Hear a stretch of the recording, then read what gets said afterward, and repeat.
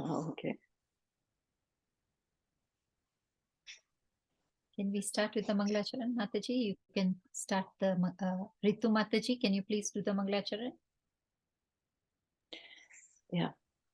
Om Jnanatimirandasya Jnanagyanशलाकया चक्षुरुन्मिलितं येन तस्मै श्रीगुरुवे नमः। श्रीचैतन्यमनोभीष्टं स्थापितं येन भूतले स्वयं रूपं कदा मह्यं ददाति स्वपदान्तिकं।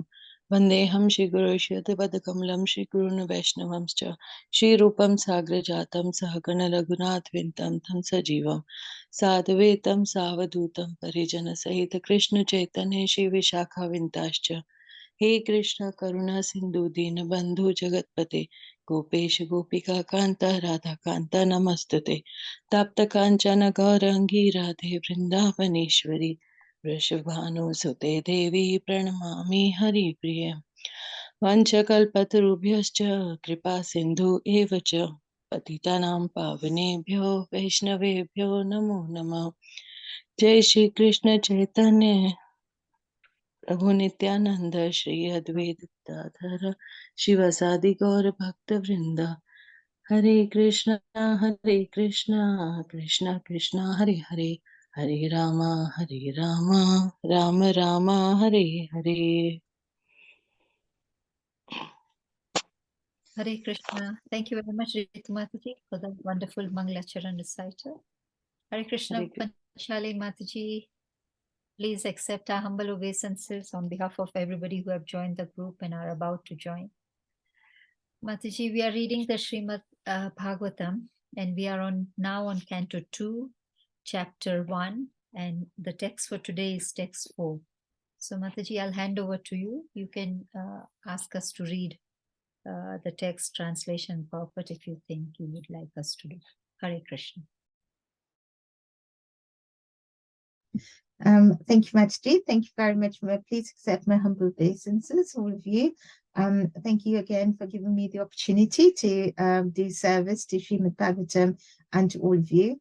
Whatever I will be saying today or discussing with all of you is completely and totally because of the mercy of my Guru and all the gurus from whose teachings I have tried to learn a bit and then share that with all of you.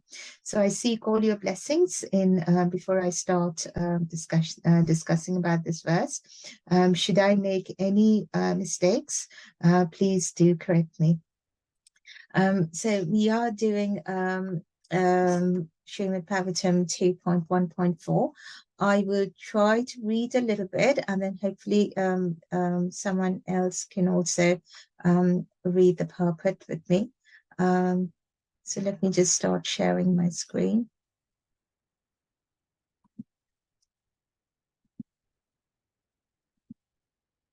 Oh, okay.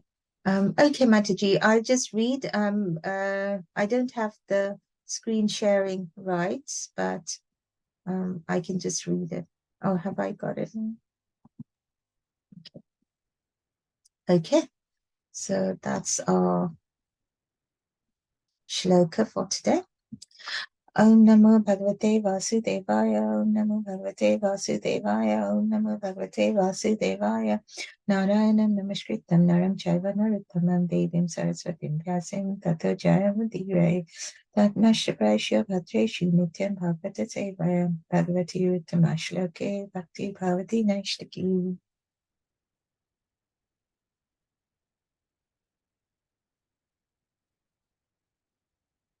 Dehapatya kalatra dishva atma sainishva sattvapi desham brahmato nidhanam pashyana apina pashyati.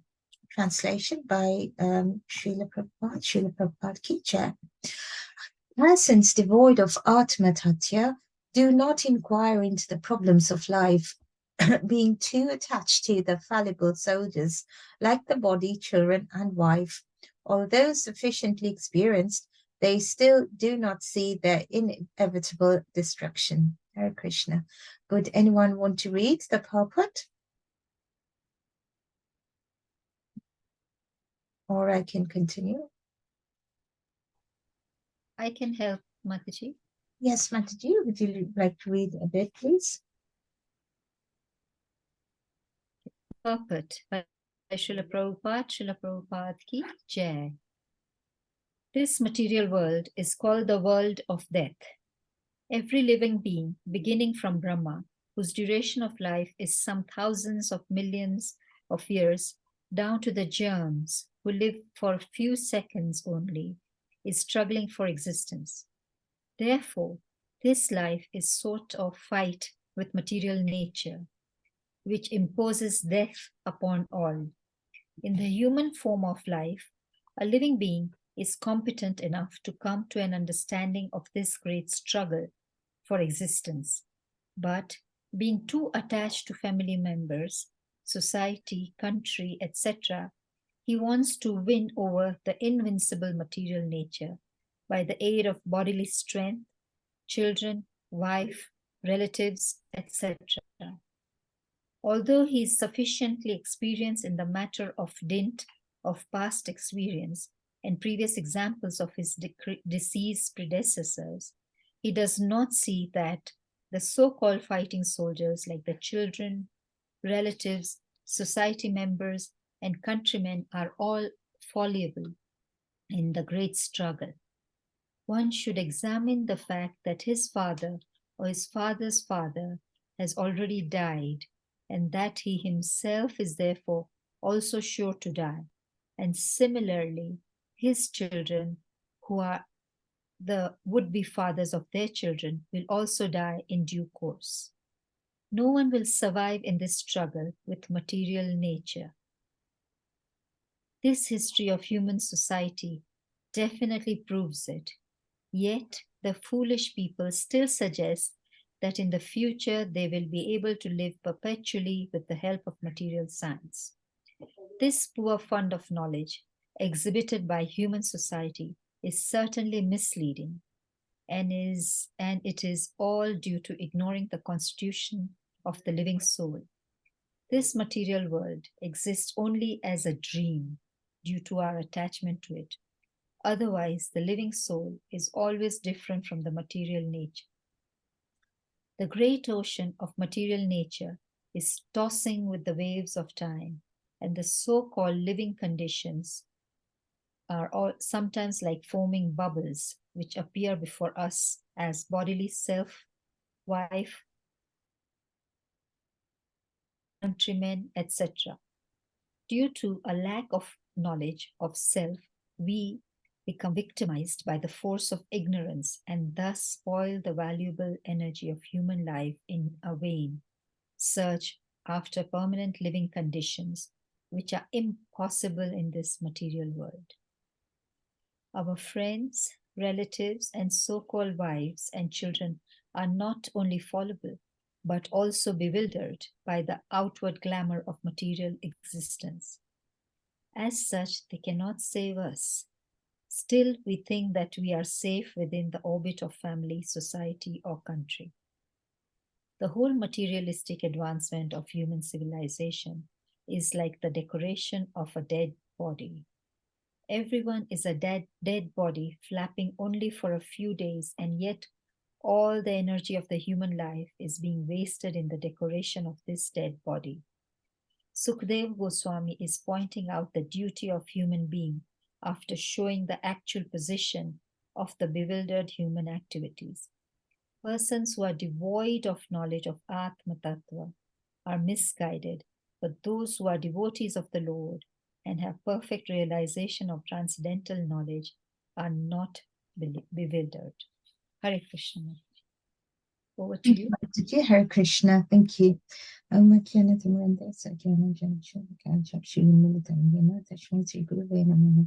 Namo Vishnu Pada Krishna Pasha Bhutale Srimate Bhaktivedanta Swami Niti Namine Namaste Saraswati Deva Gauravani Pracharine Vishesha Srinivadi Pashatha Deshatarine Desi Krishna Chaitanya Prabhu Nityananda Shri Advaita Gadadhara Siva Sadi Gaura Bhakta Vrinda Hare Krishna Krishna Krishna Hare Hare Hare Ram Rama Rama Hare Hare.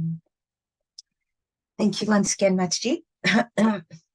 So as we said, we are into Canto 2 now, in the first few verses, and in the fourth verse now. The second canto of Srimad Bhagavatam, Sukdev Goswami explains a lot to Parikshit Maharaj about the procreation and the cosmic manifestation, and also about, in Kali Yuga, where the materialistic men are and how they are living lives. And he also talked about something else. And at the end of each verse, he tries to point that out in some way or other, to take our mind back to where we should be. And so the second canto is also about knowing God, realizing God, hearing and chanting about Krishna.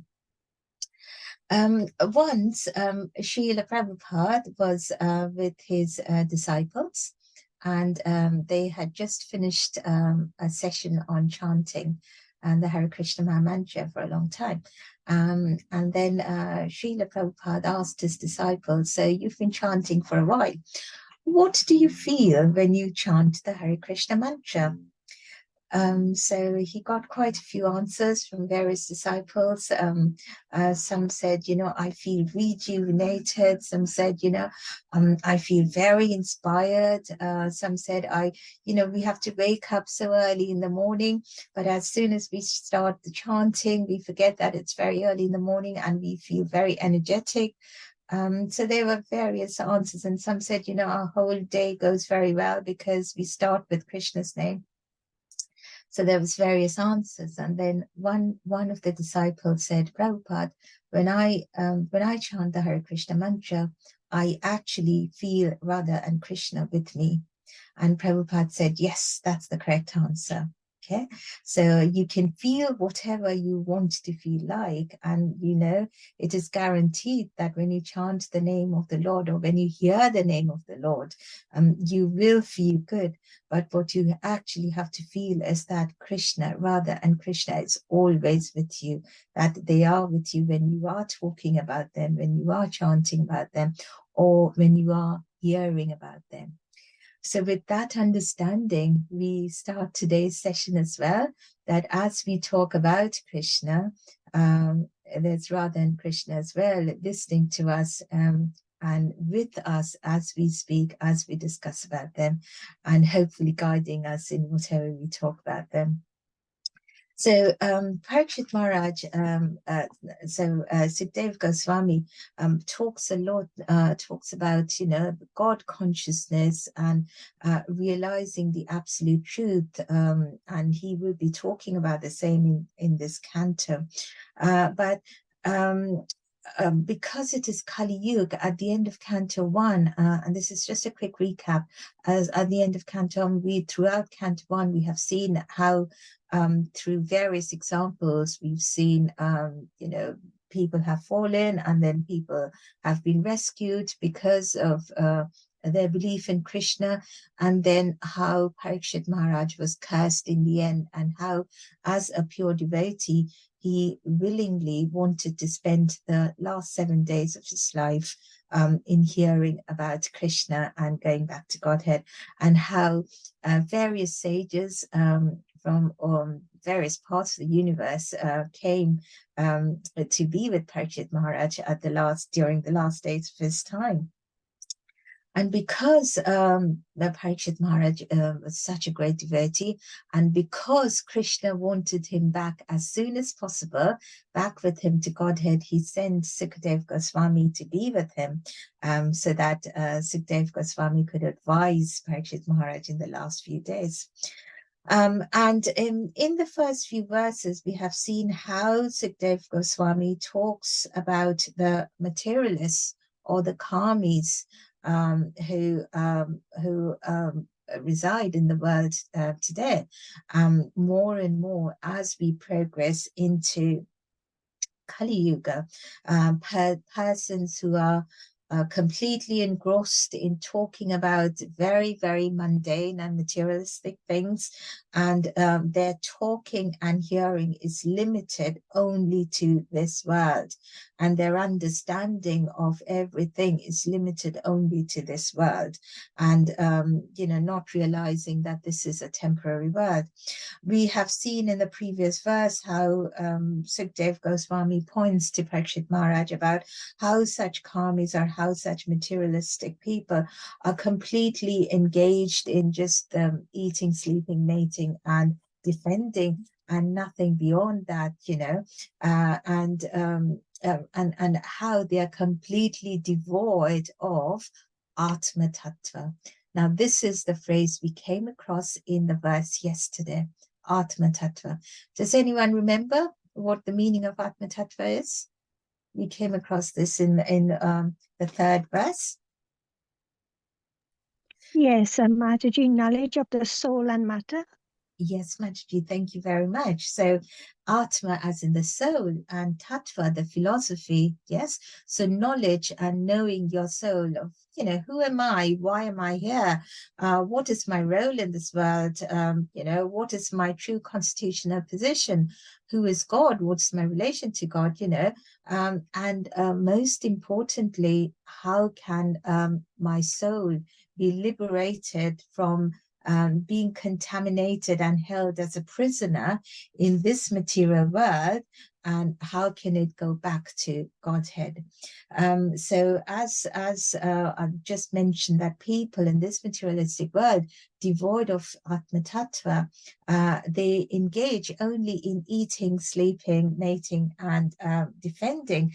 And as Krishna says in Bhagavad Gita 7.3, Ahar nitra bhaya maitunam cha samanyam etat pashubir naranam dharma hitesham adhika vishesha dharmena hinaha pashubihi samanaha. Meaning, eating, sleeping, sex, and defense. These four principles are common to both human beings and animals. But the distinction between human life and animal life is that man can search after God, but an animal cannot. That is the difference. Therefore, a man without the urge for searching after God is no better than an animal. So a man who has no realization of Atma Tattva is the man who does not have the urge to go out to find out more about God. And we go back to the very interesting point about the free will that the Lord has given us, remembering that, you know, we are parts and parcels of the Lord, and the Lord is independent. So because we are parts and parcels, we do have that slight bit of independence in us. And with that independence, if we do not have the urge to go back to Godhead, then we will be, you know, in this world and remain in this temporary world and be imprisoned in this temporary world, life after life after life. And so we come to verse 4, where it says that persons devoid of Atma Tattva do not inquire into the problems of life and are too attached to the fallible soldiers like the body, wife, and children. And although sufficiently experienced, they still do not see the inevitable destruction. So that is what our verse. So our verse today is a continuation from the the concept that is being discussed in the last 3 verses, and especially about the people without the knowledge of self-realization of the soul, without the knowledge of Atma Tattva. So there are about 4 points that are stressed upon in this verse. The first is, who are these persons who are devoid of Atma Tattva? Now, the last 3 verses have already spoken about these people who are devoid, who are very materialistic, who are very karmis, who are karmis. However, it is such an important point, and because Prabhupada and because Sukhdev Goswami wanted to stress about this over and over, he mentions about such people again in this verse. So he starts with the very phrase that the person's devoid of Atma Tattva. So that is the first thing he talks about in this verse. And then he follows it up with, you know, the fact that these people, they do not inquire into the problems of life. And Prabhupada talks a bit about what are the problems of life. Have we really realized what the real problems of life is? So there is that point of the problems of life.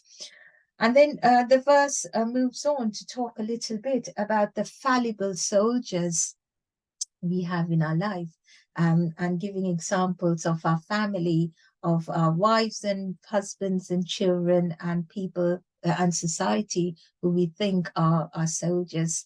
And are they really soldiers who can protect us? And then lastly, as with the previous verses, there is that hope of what we can do to come out of this illusion of believing in fallible soldiers, or rather infallible soldiers, of believing, of not, you know, knowing our Atma Tattva, of being devoid of our Atma Tattva, and of not realizing what the real problems of life is. So there is the hope of what we can do should we overcome the problems, the real problems of life. So these are the things that have been touched upon in this verse. So first of all, so who are these people who are devoid of Atma Tattva? And once again, it is expressed that these people are blind about the interest of the soul. They are just blind. They just do not realize that our souls are covered by our mind, by our intelligence, by our mind, by our body. And then just like dresses, just like the dress covers the body, we are, and you know, we do not get to see the real body, the nakedness of the body. Similarly, we are covered, our soul is covered by our body and our mind. It is driven by our mind and intellect and our false ego. So the people who are devoid of wanting to know the real purpose of the soul, of wanting to know who I am and what is my role in this world, they wear this dress and they cover their souls continuously and constantly with this covering, with this dress. And so we should, Prabhupada mentions again over here, and it is mentioned in all the Shastras, and the Acharyas tell us over and over again that please do not ignore your body. Okay, yes, we must realize that the body is only a covering for the soul, and it is our soul that we should seek, our soul that we should identify with, not our body.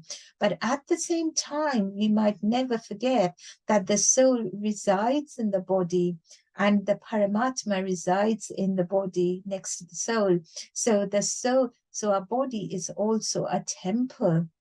And just like we clean the temple where the deities reside, similarly, we should keep our bodies nice and clean and healthy, so that the temple where the Paramatma resides is well taken care of.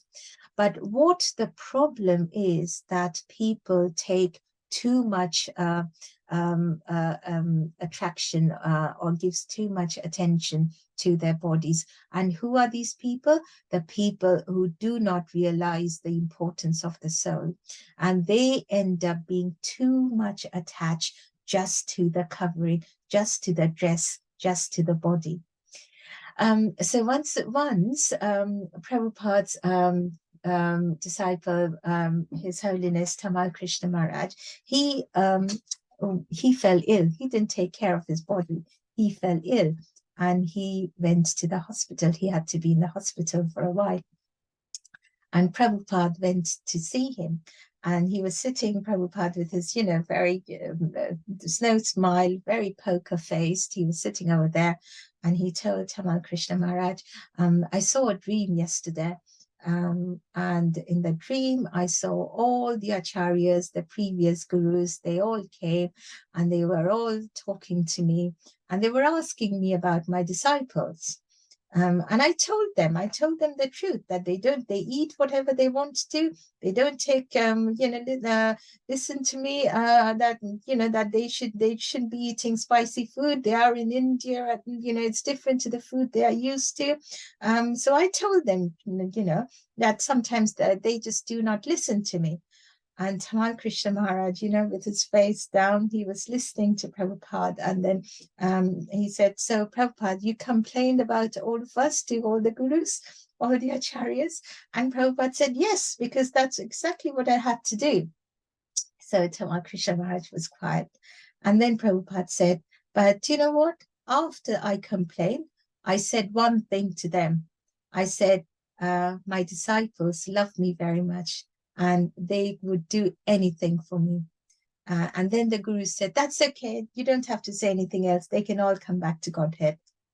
So we see how we have to take care of our body, but at the same time, we need to listen we need to realize that, it is the place of God. And we also, Prabhupada reminded in this very nice way that, listen to your guru, listen to the fact that I'm asking you to take care of your body because that is where Krishna resides. But at the same time, reminding us as listeners to this pastime that how important gurus are and how important their words are and how important they are in taking us back to Godhead, that just by loving them and blindly believing them, we will be able to go back to Godhead.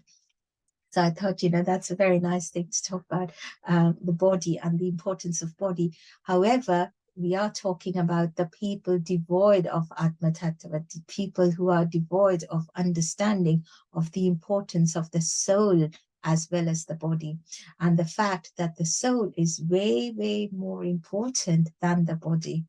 And these are the people who we are being given attention to in this verse. So all the religious scriptures and all the religious principles, they are meant to elevate man from the animal platform to the human platform. So this Ahar, Nidra, Bhaya, and Maitun, these are in the animal platform already.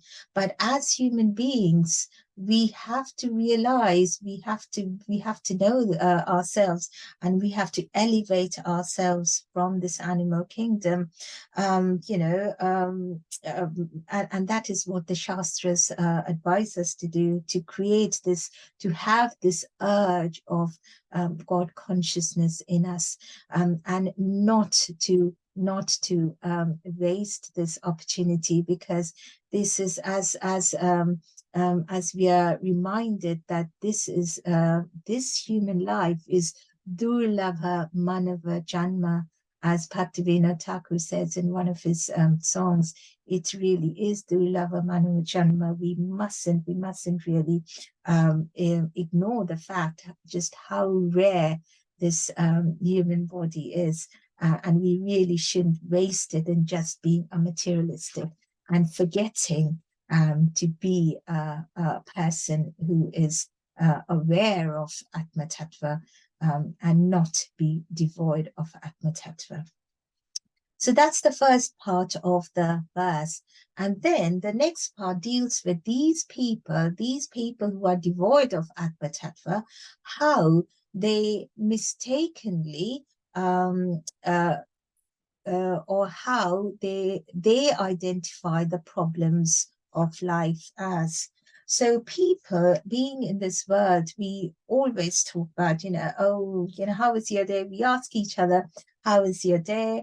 There's always work problems, life problems, societal problems, family problems, something or the other just comes along. We are all hankering for happiness. And as I was, thinking about it yesterday as well, Why is it? And I was thinking about, the very first Krishna class I attended, Krishna Katha I attended, and we were all asked by the teacher, the preacher, that what is it in life that we all want?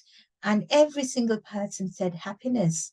And we were reminded again, why is it that, in the state of happiness, we feel comfortable, we feel at home? And why is it that when we move away from happiness, we don't feel very comfortable, we feel uncomfortable, because that is not our constitutional position, that is not our real home. Similarly, when we talk about the problems in life, we think about, there's this problem with a colleague, or, there's this problem, with health, or with family, or with friends, or whatever, we are surrounded, we are social animals. So we have problems all the time. There are money problems in people. There are wars going on. There are natural disasters. So there are problems. But as Krishna tells Arjun in Bhagavad Gita 13.9, that we really, really must recognize what the real problems in life is, and that is Janma, Mrityu, Jara, Vyadhi. Okay, the main problems of life is this birth, death, old age, and disease. People fail to realize that. People fail to realize that this is what the real problem is. They talk about hundreds and thousands and millions of their day-to-day problems, because life is never smooth in this material world when you're, under the clutches of Maya.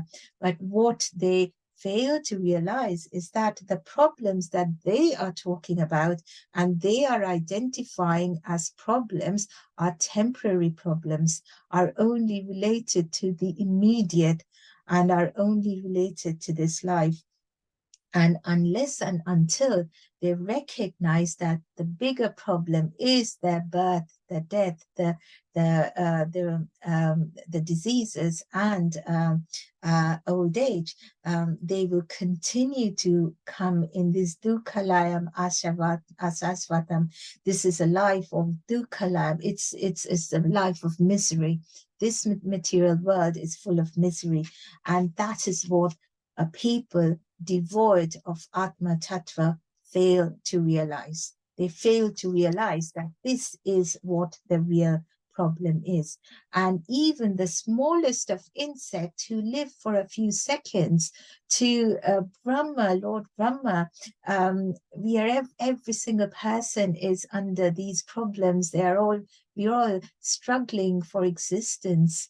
So, all living entities, as we go into the third canto, I think, we will realize that everybody has, does anyone know, in Kali Yuga, so what is the staple life period of everybody, or living entities?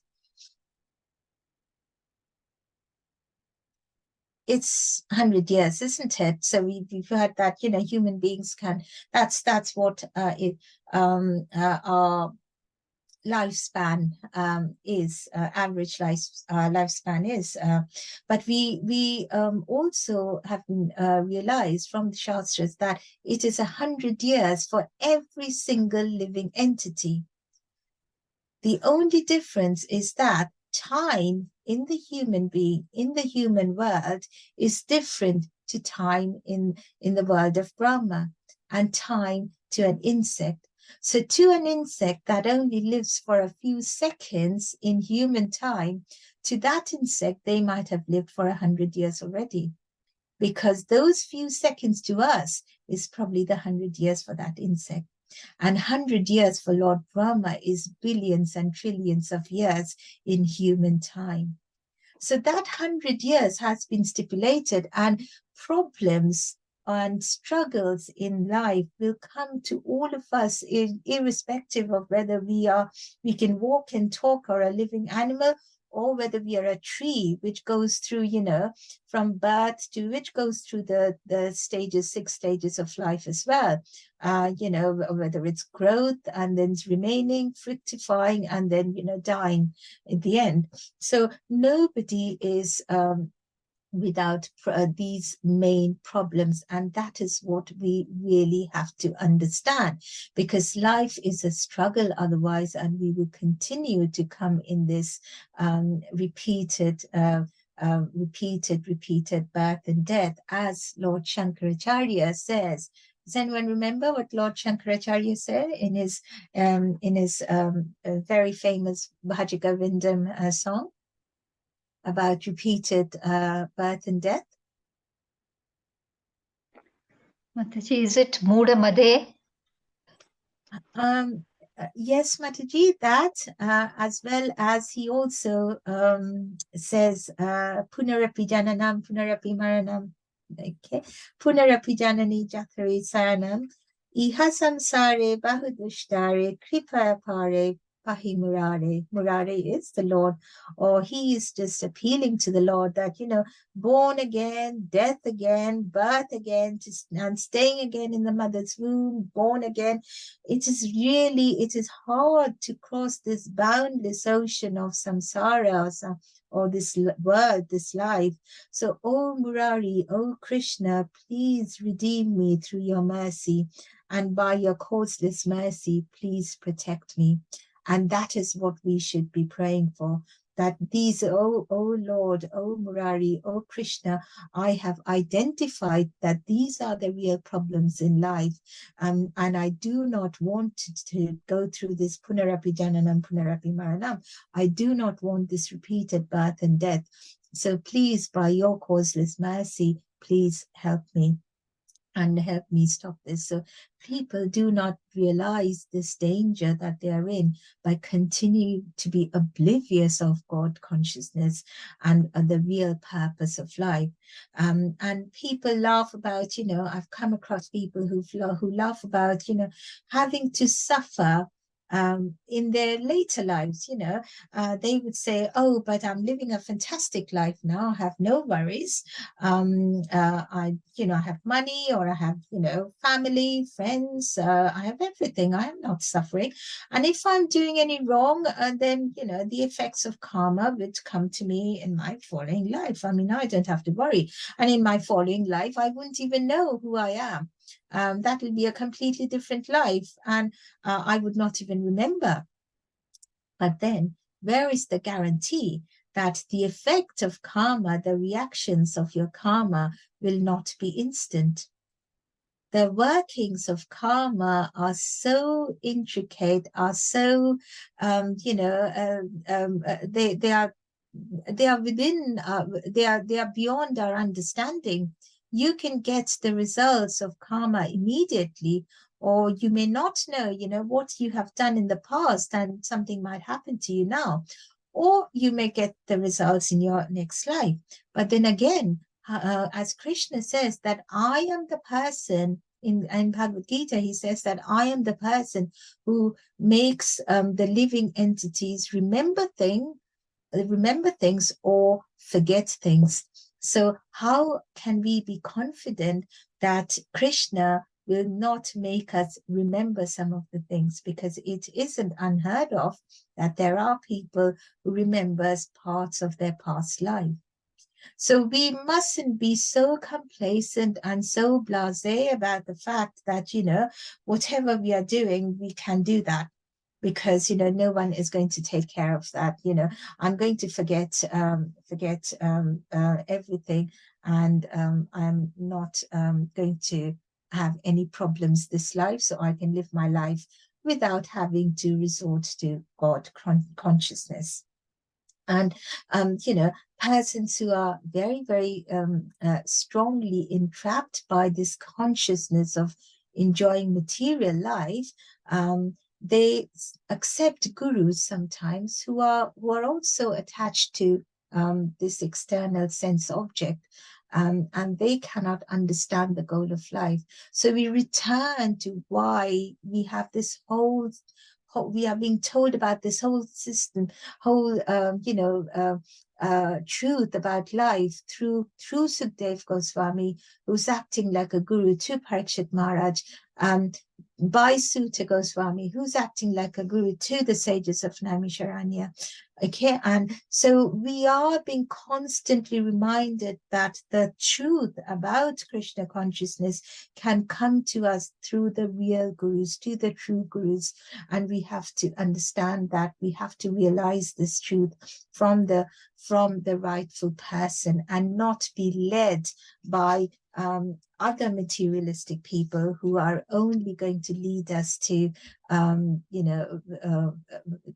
only going to lead us astray, and help us not in going back to Godhead, but return to this world over and over and over again in this prison. So sometimes people say that, oh, okay, I don't have time, something is happening to me, good or bad will happen to me only if Bhagavan wants it. Only if the Lord wants it. If the Lord wants it, I will be able to do this. If the Lord wants it, I can go to the Dham.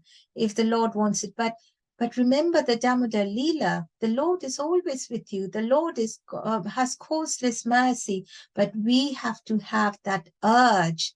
As Prabhupada says in the purport, we have to have that urge to return to Godhead. So if we are materialists, if we are karmis, we have to, come out of that in some way, listen to the right people, and cultivate that urge to chant about Krishna, to hear about Krishna, and to know about Krishna, and become Atma Tattva conscious, and not remain Atma Tattva devoid of Atma Tattva. Okay, so Sukhdev Goswami tells Maharaj Parikshit that, how people have forgotten to ask for permanent happiness, and how people are going for temporary happiness. So it's similarly like people going to pilgrimage and going to the dhams, and there are tourists who go to the dham who only look at, what they can see with their external eyes, and there are the bhaktas, or the devotees, who go to the dham and they see the dham through their soul, not through their external eyes. And there is a massive difference between the perception of a pilgrimage or a dham by a materialist, by a karmi, and by a devotee. Okay, so it's identifying the real problems and not be misled by the temporary problems of life. So this is what the verse talks about in the second, as the second point. The third point is the attachment to the fallible soldiers.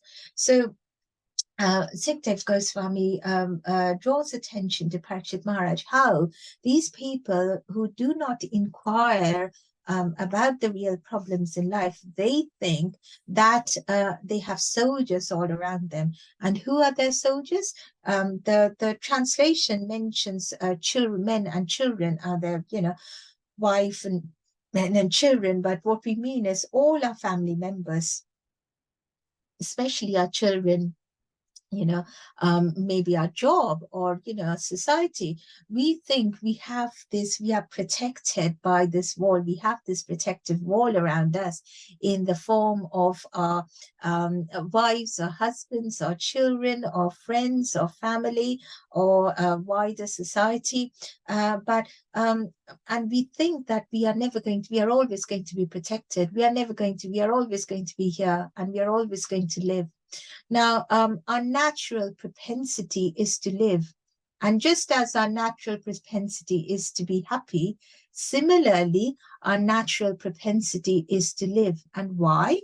We go back to the same definition, because we are part of the original Sat Chit Ananda. So we've talked about the Ananda, the bliss, but we've forgotten one part of it is Sat, the eternal, the eternity. So because the eternity is also our is what defines Krishna, and we are all part of Krishna. So our souls also have that quality of eternity. And so it is nothing wrong, and it is not unnatural that our natural propensity is to live forever. And our natural propensity is to think that we will be living forever. All we have to do is overcome these problems and we will be fine. But there are so many distractions, and as Krishna says over and over again, that it is so very difficult to overcome Maya, because and he mentioned so many times in the Bhagavad Gita that it is so very difficult to overcome the three modes of nature, especially in Bhagavad Gita 7.14. He says this divine energy of mind consists, and he refers to Maya, consisting of the three modes of material nature, is difficult to overcome. But those who have surrendered unto me can easily cross beyond it. He says that in Bhagavad Gita 7.14. So there are so many distractions and so many trappings of Maya. I mean, right from the day we are born, and we see, young kids, children with their mobiles and with on social media, and as soon as we go out of our home, we we come across posters, this and that. So we are constantly accosted with the trappings of Maya, and materialistic men do not realize that they should just be witnesses to this. They should just be witnesses to these Maya, things of Maya. They have to remain detached. Now, nowhere in the Shastra does it say, and none of the acharyas or gurus say, that we have to leave everything. We have to leave our friends and family and society and go to the Himalayas and start being a sannyasi. No, but as we have learned in so many verses in the first canto, that all we have to do is just tailor whatever we are doing, tailor it in such a way that they are directed towards God consciousness, towards Krishna consciousness. We can have all the name, the fame, the money, and everything that we have, but we use all of that to serve Krishna, to serve or to cultivate God consciousness, and not just spend all of that in objects or in things which are temporary and which will go away as soon as we leave this body. So we cannot take money with us. If you're just spending money on things that are just temporary, we cannot take that with us after we leave life. But we can take the bhakti with us in our next life, or wherever we go after life. If we have used that money to do something good, to serve others, to do charity, to buy something for Krishna, or even if it is one laddu for our Gopal, even that counts if we do have our money. And we think about, how Kalavecha in the Chaitanya Leela, how the very poor man who used to sell bananas and make only a tiny bit of money, even he gave 50% of his money to the temple towards serving the Lord, and how Mahaprabhu used to come and he used to bargain with him every time. And then, only because Mahaprabhu is, as he said, Aham Bhakta Paradhin, I am under the control of my devotees, only because he wanted to have that rasa with that devotee. And then he did show his true form to the devotee after when the time came. But this is it. We have to realize that we can have everything, but with the everything that we have in life, we have to aspire for that permanent happiness and not for the temporary happiness. Because materialists, they are in a deep sleep. It's just that, when we are sleeping, if we put a sweet on our tongue, we would not be able to taste anything because we are sleeping. We are in the world of ignorance. But when we are awake, we have our mind, we have our intelligence. And as we put a sweet on our tongue, the mind tells us, oh, it is sweet. And the mind and the intellect tells us, oh, I actually like it, because we can taste it through our sense organs. Okay, so it is the mind and the intellect. If we do not control them and direct them towards the right path, they are just going to control us, and they are just going to take us and make us become materialists more and more and more day by day, and take us away from God consciousness. So as Bhakti Saraswati, Srila Bhakti Saraswati Thakur says, who's the Guruji of Prabhupada, so he was very strict. He told his disciples, you know, you take a chappal. Do you know what a chappal is in Indian? It's a sandal. So he said, take a chappal and hit your mind with that chappal twice a day. So only then can you control your mind. Otherwise, the mind is going to control you. So this is what the materialists or the karmis or the people devoid of Atma Tattva needs to be told over and over again, that, you know, we are in this material world of Bhava Sagara. You know, we are in this continuous Bhava Sagara. The Bhava means continuous birth and death, and Sagar is ocean. So we are in this material ocean of constant birth and death. And as the purport says, we are like bubbles, tiny, tiny bubbles, and we are being thrown in the waves of time. And unless and until we control ourselves, we try to find out about who we are, and we try to become Atma Tattvas, become conscious of that, of our Atmas and our souls, we are going to be tossed like tiny bubbles in Bhavasagara. Okay, and our children and family, who we think as soldiers, they are fallible. They are very, very fallible. They are not going to protect us all the time, because even they are subject to birth and death. Even they are subject to old age and disease. So how can they protect us?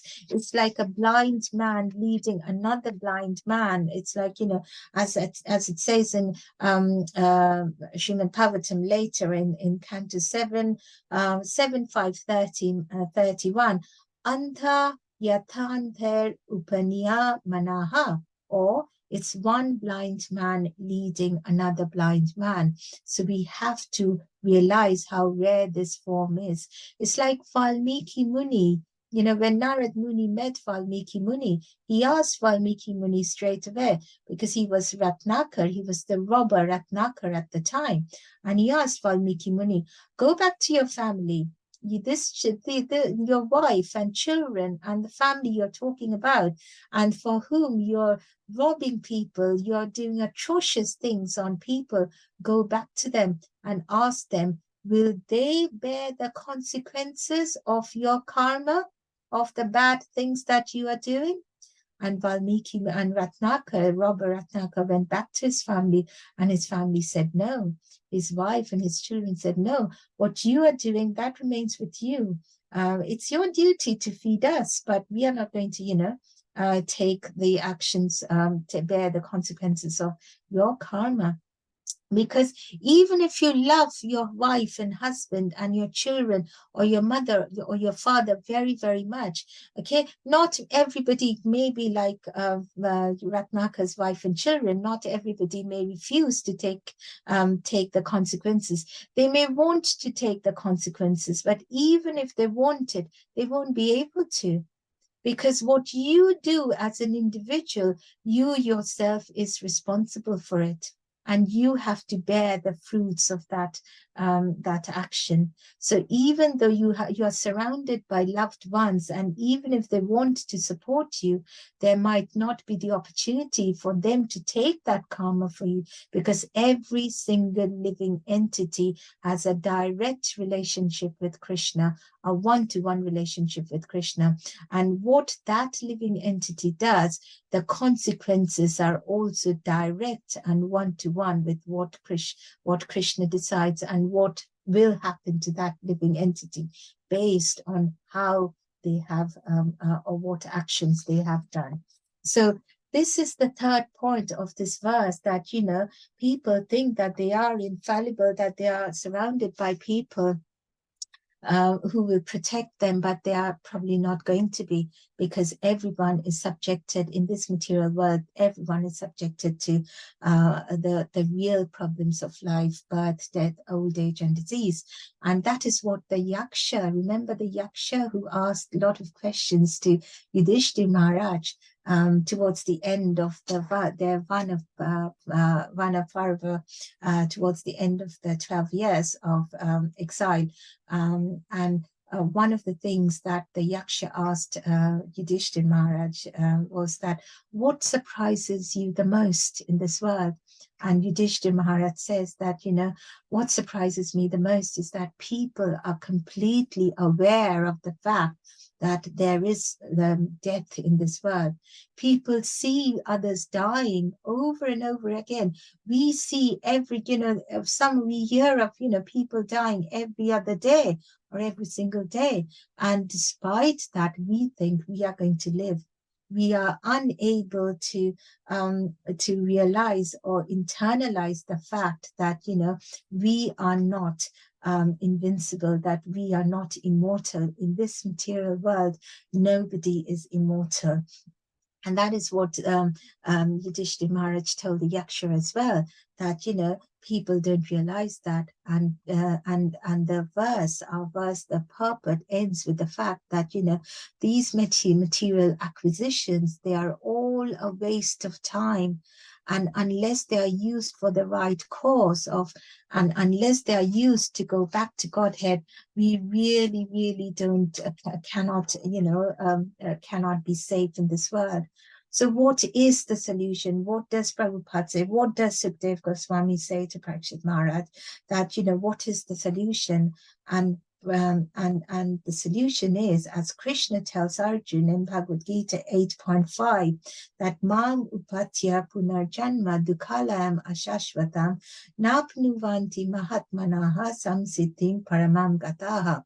Or, after attaining me, the great souls never return to this temporary world, which is full of miseries, and because they have attained the highest perfection. And Prabhupada says when he was talking about this verse, Prabhupada said that, you know, people, there are great and lots of great scientists in this world, but they fail to realize that this is the greatest science, and this is the only science, and this science is unknown to the people, the scientists. And the science is that, you know, we have to go back to Godhead, and to go back to Godhead, we have to become conscious. We have to become conscious of Atma Tattva. We cannot remain blind. So you know, Gauranga, Lord Chaitanya tells, you know, in the Chaitanya Charitamrita, Jeev Jago, you know, you cannot, you know, just wake up souls, wake up sleeping souls, Jeev Jago. You cannot just remain asleep all the time. Realize that the real bliss is already in us. We are Satchidananda, we are full of eternity and bliss, and realize that that is in our souls. Realize our Atma, and don't try to look for happiness outside in the coverings, in the material world, in this temporary world. Because what is our real dharma in life? The real dharma in life is savai dharma, savai pumsam paradharma, as Prabhuji was saying yesterday as well, I think, you know, yato bhakti rathok shaje, ahaitaku apratihata, yayatma suprasidati, or the supreme occupation or the dharma for all humanity is that by which men can attain the loving devotional service unto the Lord. And this service must be unmotivated and uninterrupted. And that is what is going to completely satisfy the self, not other material things that is going to satisfy.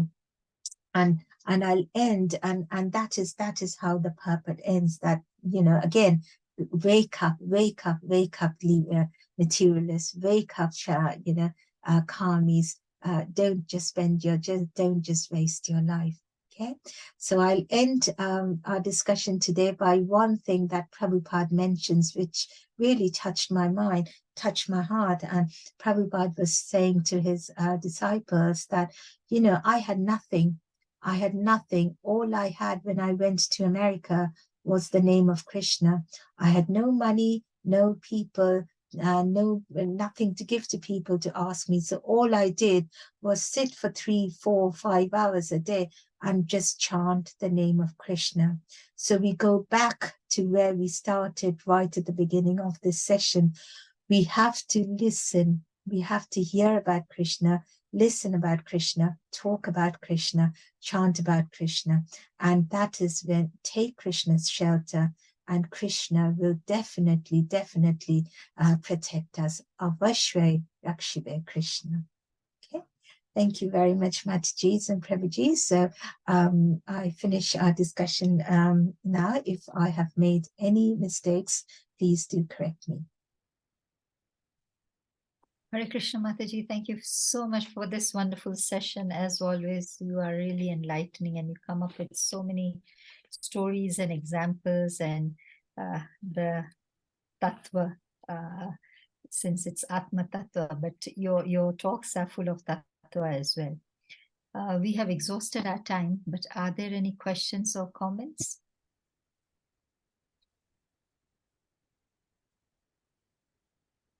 If there are no questions or comments, we can end this session. But Mataji, I had a quick question. So when we are sleeping, what happens to our mind? So it's still there, our mind, but because we are in, our consciousness is asleep. So the mind cannot direct our consciousness to, you know, towards the senses, because the mind controls our senses, and it cannot direct it whether, you know, to feeling sweet or bitter things or doing anything. So it's still there. But it's in a state of unconscious or semi-conscious, and that is the reason it cannot direct us towards starting to feel the sense or using our sense, or wanting to satisfy through our sense gratification. That's not the right sentence, but you know, that's what I mean. So it's like as we were talking about it the other day, Arjuna, why he was, you know, why was he disillusioned for a while? Because, you know, one of the names of Arjuna is Gurakesh, someone who has conquered sleep. And when we say sleep, what we actually mean is ignorance. So why is it that Arjuna, a person like Arjuna, who had conquered ignorance, asking such question, and why was he disillusioned? And we know that, you know, that Arjuna was a pure devotee, and his disillusion was solved in 45 minutes. The time that was taken for the Bhagavad Gita for Krishna to say the Bhagavad Gita, but that is not the case for us. So our sleep is more deep-rooted. When we sleep, we are in total ignorance, and we may have, you know, the soul, the mind, all are working, but, you know, they are all in their state of unconscious. So the mind cannot direct us as we can be directed when we are not asleep. Thank you very much, Mataji, for that explanation. Can I request Pramila Mataji to end the session for today, please, Mataji? Yes, Hare Krishna Mataji. Panchali Mataji, you're a very difficult act to follow. I made notes, but they're very copious notes. So I'll just end the session by thanking you so much for all this information. You really focus on the 4 points of this purport, which is really lovely for us. And I'm conscious of time. So I'll just say thank you so much. And if everybody can unmute and just say the Hare Krishna mantra to glorify Srila Prabhupada and Mataji. Hare Krishna. Hare Krishna, Krishna Krishna, Hare Hare, Hare Rama, Hare Rama, Rama, Hare Kalpatarubhya